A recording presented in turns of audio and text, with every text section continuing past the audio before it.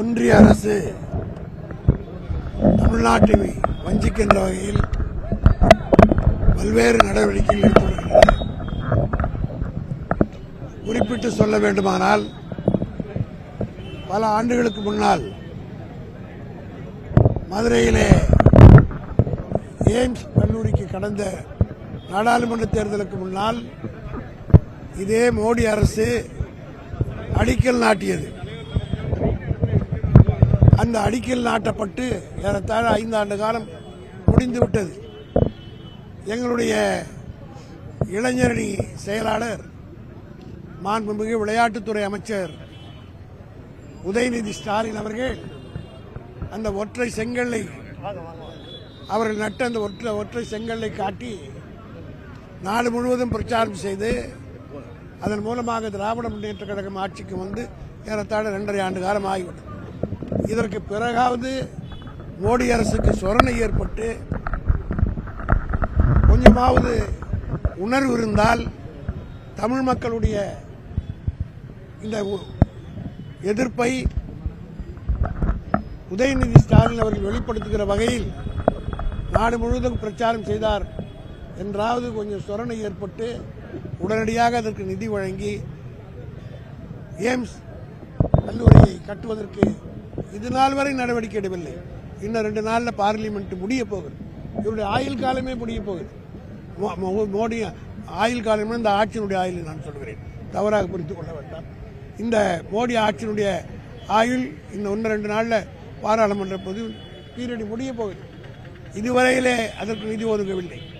எல்லாவற்றுக்கும் மேலாக அண்மையிலே 100 ஆண்டு காலத்தில் இல்லாத அளவுக்கு ஒரு பெரும் வெள்ளம் ஏற்பட்டு தூத்துக்குடி மக்கள் பரிதவித்தார்கள். ஏறத்தாழ இதுவரையிலே யாருமே ஒரு 80 வயது உள்ளவர்கள் கூட பார்க்காத ஒரு வெள்ளத்தை தூத்துக்குடி மக்கள் பார்த்தார்கள். இந்தியாவே கண்ணீர் வடித்தது. தமிழ்நாட்டு மக்கள் இவ்வளவு பேராபத்துக்கு ஏற்பட்டிருக்கிறது என்று எல்லோரும் ஆறுதல் கூறினார்கள்.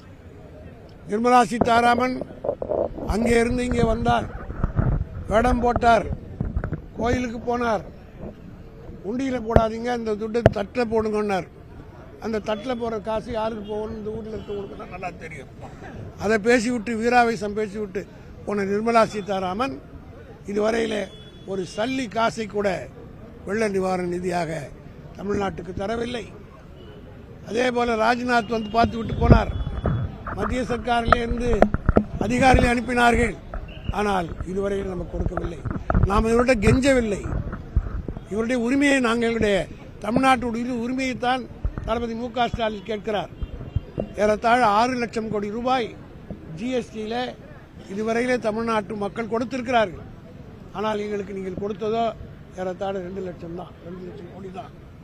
ஆக 1 ரூபாய்க்கு 29 பைசா தான் திருப்பி நமக்கு கொடுக்கிறாங்க.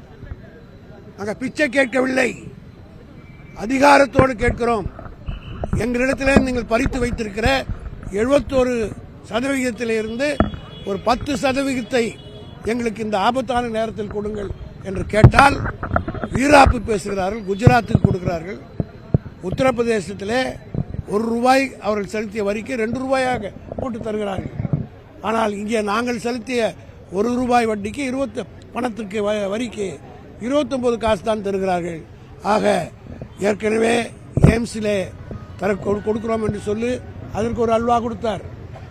தூத்துக்குடியிலே மற்ற தமிழ்நாட்டிலே ஏற்பட்ட வெள்ள நிவாரணத்திற்கும் அல்வா கொடுத்து விட்டார். ஆகவே அல்வாவுக்கு பெயர் போட்டு திருநெல்வேலியிலிருந்து மோடிக்கு இந்த தேர்தலில் மக்கள் அல்வா கொடுக்க போகிறார்கள். ஒரு இடம் கூட இந்த மாநிலத்திலே பிஜேபிக்கு கிடைக்காது என்பதை உணர்த்துகிற வகையிலே தான், அந்த உணர்வை வெளிப்படுத்துகிற வகையில் தமிழ்நாட்டு மக்கள் நடைபெற இருக்கிற தேர்தலில் மோடிக்கு அல்வா கொடுக்க போகிறார்கள் என்பதை உணர்த்துகிற வகையில் இந்த ஆர்ப்பாட்டம்.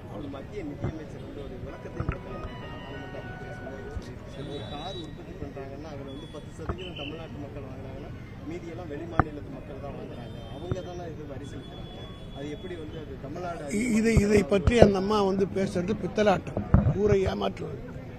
ஜிஎஸ்டி என்பது இங்கிருந்து ப்ரொடக்ஷன் பண்ணி போற. நீங்க 1 ரூபாய்க்கு இட்லி சாப்பிட்டீங்கன்னா 18 பைசா நிர்மலா சீதாராமனுக்கு போகுது. நிர்மலா சீதாராமன் அந்த இலாக்காவுக்கு போகுது. ஆக இட்லி இந்த அம்மா வந்து இங்கே தமிழ்நாட்டில் இருக்கிற திருநெல்வேலியில் சாப்பிட்ற இட்லிக்கெல்லாம் யார் வெளிநாட்டுக்காரனை வந்து சாப்பிட்டு போகிறான், இங்கே தான் சாப்பிட்டு போகிறான். அதே போல் தான் இங்கே ப்ரொடியூஸ் பண்ணுற ப்ராடக்ட்டுக்கு நீங்கள் கொடுக்கணுன்றது தான் உரிமை. அதை புரிஞ்சுக்காம நான் பதில் சொல்ல வேண்டியதில் அவங்க புருஷனே பதில் சொல்லியிருக்கார்.